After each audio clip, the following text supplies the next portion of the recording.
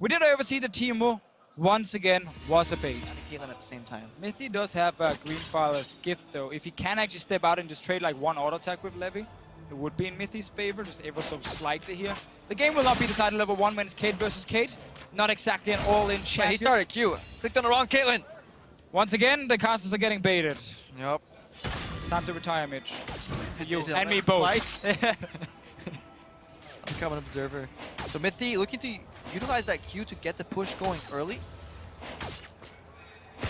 Good trades in between auto attacks. That's what you always want to do. The problem is, Mithy, if he forgets about these traps being placed in the brushes next to him, he may pay the price later on. Obviously, he has a little bit of access to the wave earlier.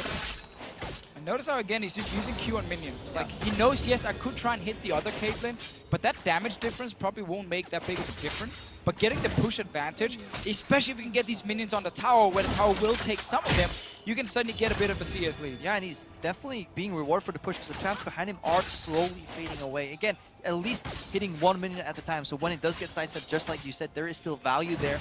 Pushing on.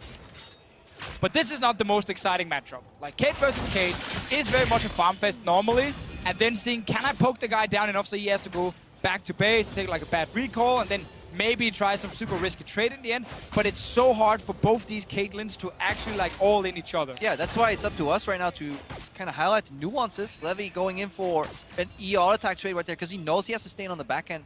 That will fill up his mana again, so he may as well try for it. They never want to overcap your mana when you go for the crystals. He still has the push. Remember, Caitlyn can stack headshot much faster into brushes. That's why Mithy is always staying away from the other brush. Obviously, the fact that you can get auto attacks reset as well. Oh, he really wants to get in there and smack him with a headshot, but Levi just staying just out of range, and we've been on this side for quite a while now. Yeah, and that's kind of the cadence, you know. See headshot, step away from the vehicle, walk up for EQ combo. That's a good combo by Levi here. EQ into, obviously, the headshot that gets generated for free when you land that E.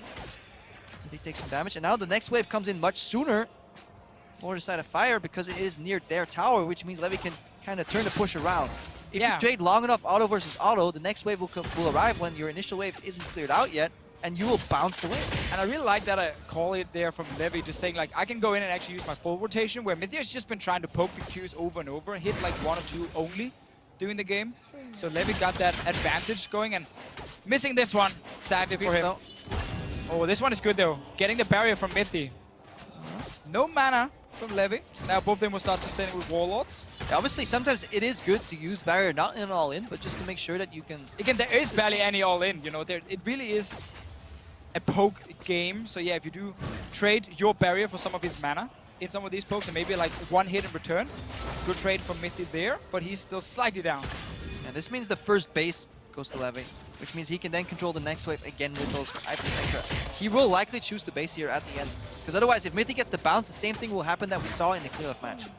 It is just very hard though getting like an item advantage when it's 33 to 31 CS here. Even if he gets like 1 or 2 CS advantage, you end up just going like Doran's, and then like another potion coming in, and then you kind of go even anyway. It honestly pays off at the end. If you get 2 of these situations where you base successfully, you'll get more items, which gives more pressure at the end if you're racing to 100 CS. Ooh. Or you can take tower shot. That also works. Let's just say it was the disrespect tower shot. Showing Mithy, I don't need this HP. I can take a tower shot. I can still beat you.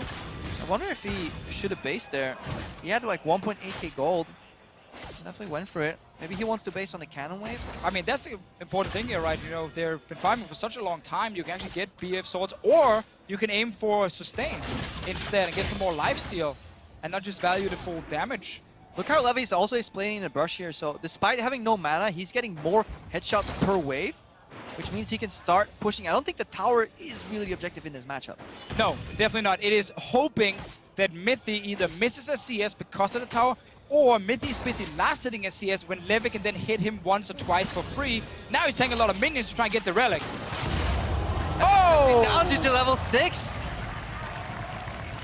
And no barrier.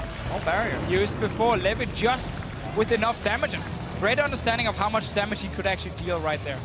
Yeah, he stayed because he didn't want to take preferential base and go for the long game. He instead wanted to just reign dominance. He switched over just when that relic was spawning. Notice how he knows the map, because he played on the left side near the brush, generating push, generating headshots, saving his mana for poke. A few auto attacks in between while Mithy was farming on a turret, and then he switched right when the relics.